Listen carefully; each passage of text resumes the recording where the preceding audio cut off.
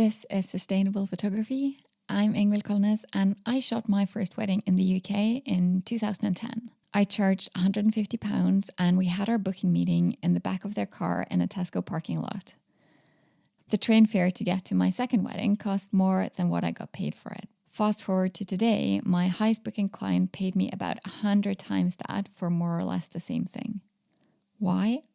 Well, it's a mix of experience, skills, building my brand, and getting good at marketing. And also just believing that it's possible to charge higher prices and not holding myself back. In the 11 years I've been photographing weddings, I have learned so much. So today you're getting a wedding photographer special. You're listening to Sustainable Photography, where you get support and education to build your profitable business in a way that supports your way of living. I'm Ingvild Kolnes, and after 11 years as a photographer, I want to share what I've learned with you. So if you're looking for confidence, inspiration, and to-the-point tips, keep listening. For full transparency, I also want you to know that I'm a mentor with paid offers, and I might mention some of those in this episode. Wedding photography is usually very different from other kinds of photography, like portraits, family sessions, newborns, business branding, etc. You're usually booked far in advance, and you're usually very involved in the whole process. There is a lot of communication and planning involved, and you work long days. You also deliver tons of photos. And in one day, you do detail shots, event photography, couple portraits, large group photos without getting much of a break and with the light and weather conditions that happen to be that day. You have one shot of getting things right. There are no do-overs of the ceremony or the speeches or anything else. Even though this is supposed to be a couple's happiest day, you often have to deal with very stressed people and you have to be their emotional support. People might get in your way and you just have to deal with them. But just like any other kinds of photography, you choose your style. You choose what kinds of weddings you want to do. You choose if you want to be more of a documentary photographer or like a high-end, more fashion vibe style photographer. You choose what lenses suit you, if you want to use flash or not, whatever camera settings that you like and are happy with. You choose how you edit, how you compose, and what way you tell stories.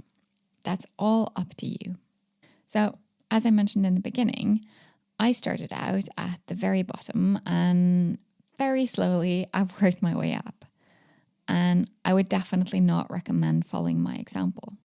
So, whether you want to shoot weddings or other things, you have to figure out what you need to charge.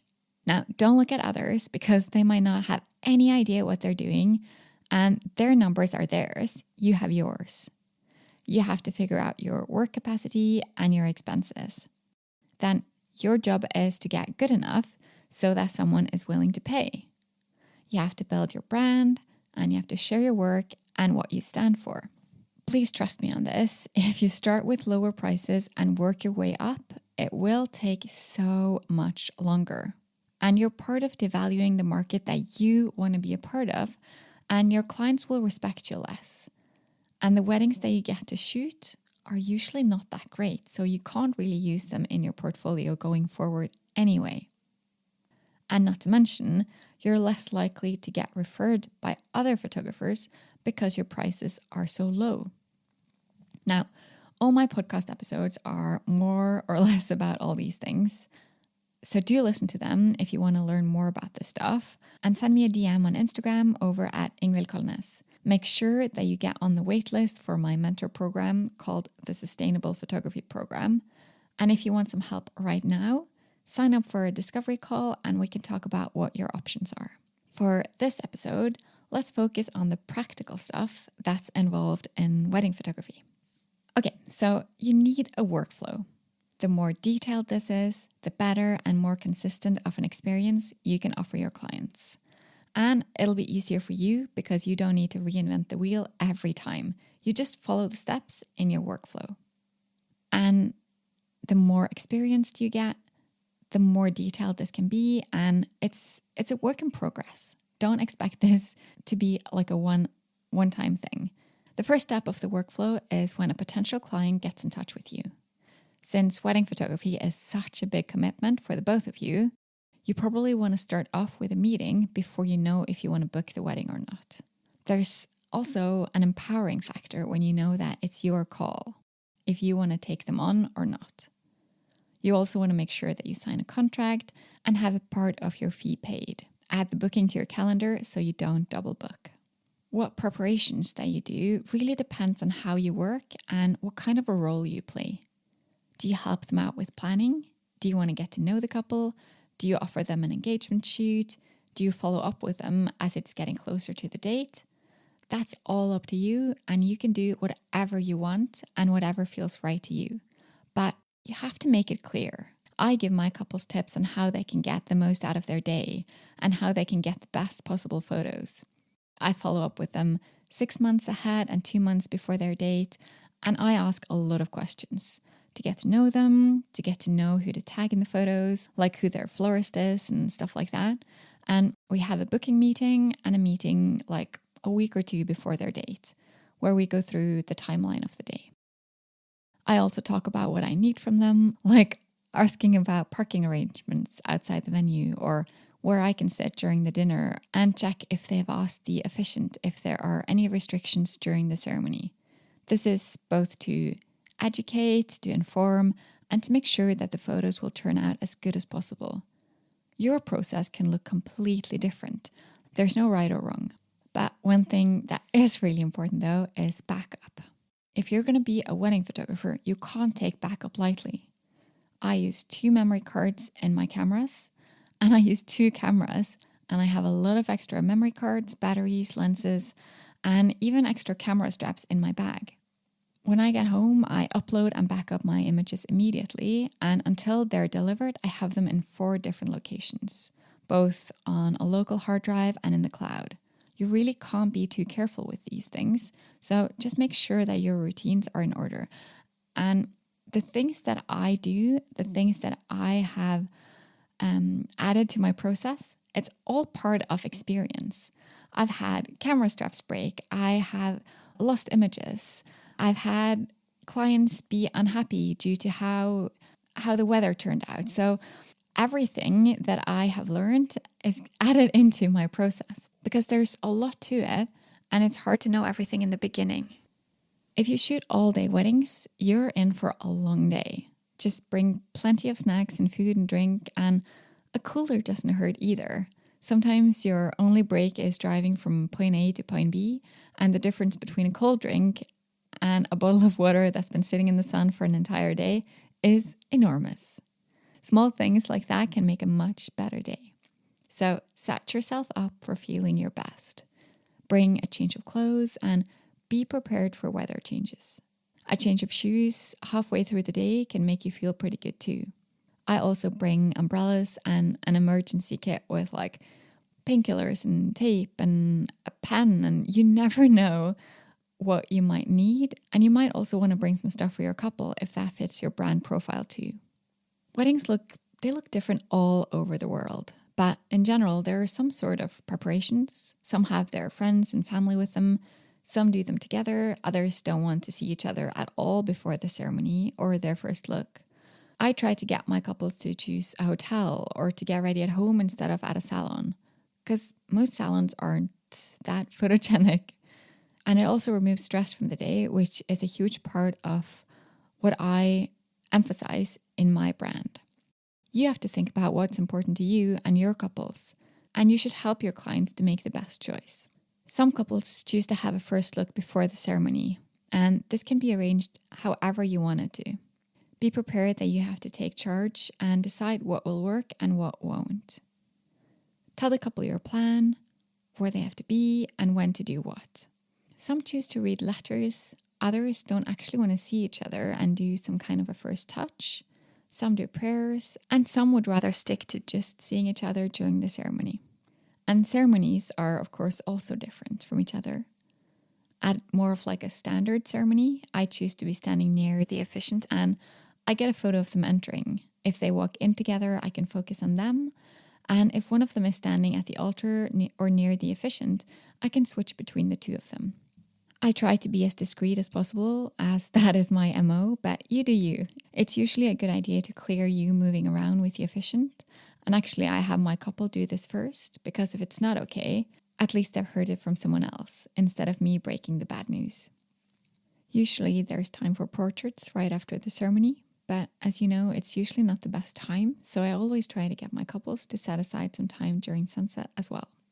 When it comes to what works and what doesn't work, and all the things that I'm choosing to add as backup, it all stems from experience. You can learn from others, you can take my word for it, or you can just make your own mistakes and see how it goes. And you also need to know, after shooting a wedding, you are probably quite exhausted. You need to know that wedding day hangover is very real. Even though most non-wedding photographers can't relate, every wedding photographer knows what I'm talking about. You feel tired, your body hurts, your world is spinning, and you might feel sick. I never make plans the day after a wedding, and if I have a long drive home after a wedding, it's usually quite painful. Drinking and eating as much as you can during the wedding day can help, and so can getting enough sleep.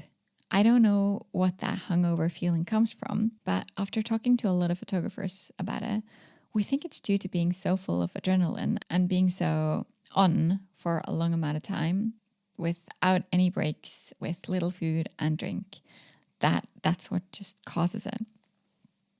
As soon as I get home, as I mentioned, I do backup of the images. And once they're uploaded and backed up, it's time to get started on the post-production. I use Photo Mechanic to cull the images. That program makes the photos load super fast, and I don't have to import lots of photos that I don't want to keep into Lightroom. I usually go through them twice, and I start with 2 stars to photos that I want to keep each time. 2 stars, and then I remove the non-starred images. I remove all stars, and then I start over. If I see any photos that I think will make a good GIF, I'll give them 1 star. Then I add them all to Lightroom, and I add my preset, and then I cull once more. This time, I also add 5 stars to my absolute favorite, 4 stars to my other favorites that I might want to use as a preview for the couple and for my website and social media, and 3 stars to any that works on my blog. That way, I've already selected what I need for later, and I've saved a ton of time. I rename the photos when I'm done culling and upload a few favorites to PicTime and send my clients a preview. I also remind them of the delivery time for the rest of the gallery. These kinds of reminders, I do them all along the process of working with my couples, like little things, like reminding them of when we're meeting, how long delivery time is, what to expect from the edits, all those little things, because people don't hear you the first time usually, so it's nice to say it again and again. Sometimes I export the whole gallery as a catalogue and I send it off to get edited by my lovely editor Marion, and sometimes I edit myself. I do about 99.99% in Lightroom, as I'm not a fan of Photoshop, and then I upload images to PicTime and I email my clients to let them know. I also offer my clients albums or prints, but if you want to make product sales part of your process, then you really need to start early on. Let them know before they even book you that the goal is for them to have an album or a print on the wall to enjoy. Mention it when you meet them and say things like, "Oh, this would look so good in an album." And then when you offer it to them, it's something that they've already been introduced to. As I've mentioned in previous episodes, saying no to clients is even more important for wedding photographers than other photographers. And that's because there's only so many wedding dates that are likely to get booked, and you don't want to fill them up with the wrong kinds of clients. And by wrong, I of course mean wrong for you and your brand, because you will get more of what you do and show. At a wedding, there are so many likely referrers and so many people that will see your images. It's such a wasted opportunity if you're shooting too many weddings that you don't enjoy. If you're new to wedding photography, it can definitely feel daunting. There's a lot to learn, and the pressure is high since you only have one shot of getting things right and you can't really ask for a do-over. So if you're new, maybe you can get the chance to second shoot with a more experienced photographer and learn from them. Many photographers start off with low prices because they're new in hopes of getting experience and learn. That's understandable. But there is a big problem with this. Most, if not all, photographers I see doing this don't actually tell their clients why their prices are low. Now, I made this mistake myself, so I'm not here judging anyone. I had lower prices than the photographers around me because I was new, and I didn't mention it anywhere. So, of course, my clients, and yours as well, if you're doing this, they'll just think that they've gotten a really good deal.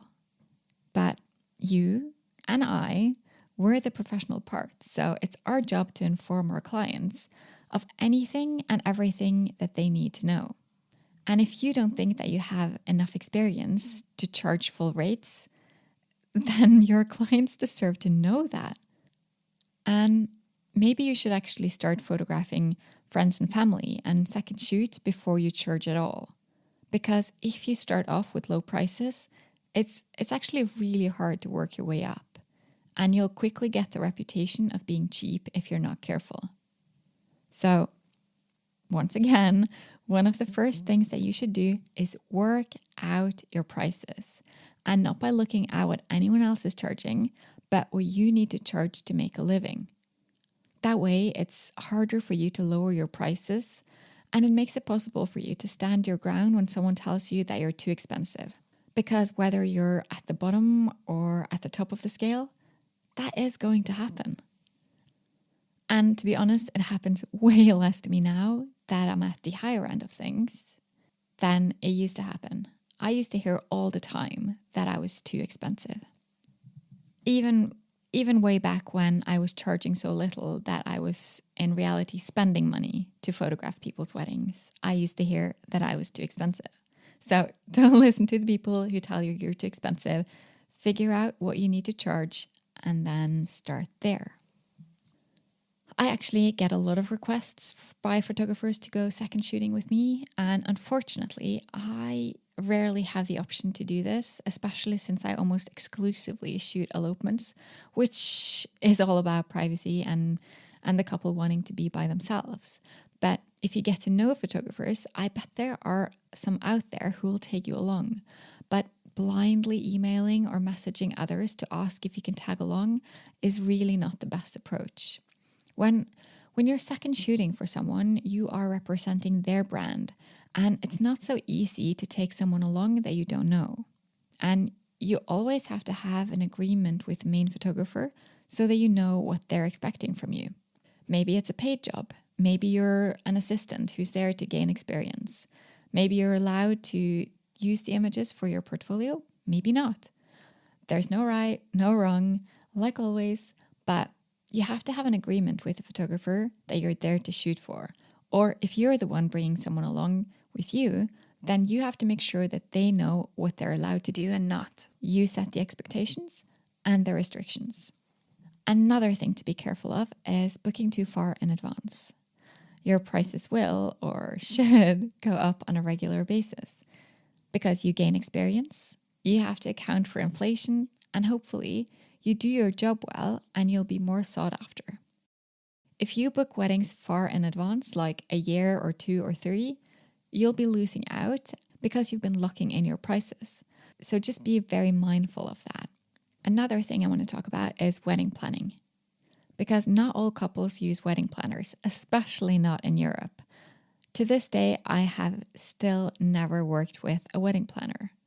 That means that it often falls on the photographer to take charge of the timeline and making sure that there's enough time for portraits and that everything runs smoothly. If you just stand back and let things happen, it might mean that the photos don't really turn out the way that you had planned and hoped. So don't be scared to give your opinion as an experienced photographer. You probably know way more than the couple. The truth is, though, that you will make mistakes. Things won't always go according to plan. And even though you have told your clients how things work, they won't hear you a lot of the time. So what to do? You have to learn from your mistakes. Every time you shoot a wedding, why not record yourself doing a recap of the day when you're heading home? What went well? What went wrong? What can you do differently next time? Can you give your clients information in a different way if they didn't hear you? Can you specify what happens if they don't set aside enough time for portraits, or if they don't take a break until the sun has already set? And remember, it doesn't help if the information is there in your contract, because honestly, most people don't read that, and they certainly don't remember it a year or 2 or 3 after they signed it. The goal here isn't to be right, it's to have happy clients. So giving information is key. And if you want to know more about this, make sure that you listen to the solo episode from 2 weeks ago, which was all about making your clients feel great when working with you. That's it for today. If you have any questions or if you're curious about working with me, just go over to Instagram at Ingvild Kolnes and send me a DM. Thanks for listening to Sustainable Photography. Head over to Instagram at Ingvild Kolnes to tell me what you want future episodes to be all about. Check out the show notes over at ingvildkolnes.com/podcast. You can learn more about the Sustainable Photography program and sign up for the waitlist there. To get more of this content, make sure you subscribe to the podcast and leave a review. Your support makes all the difference. Talk soon.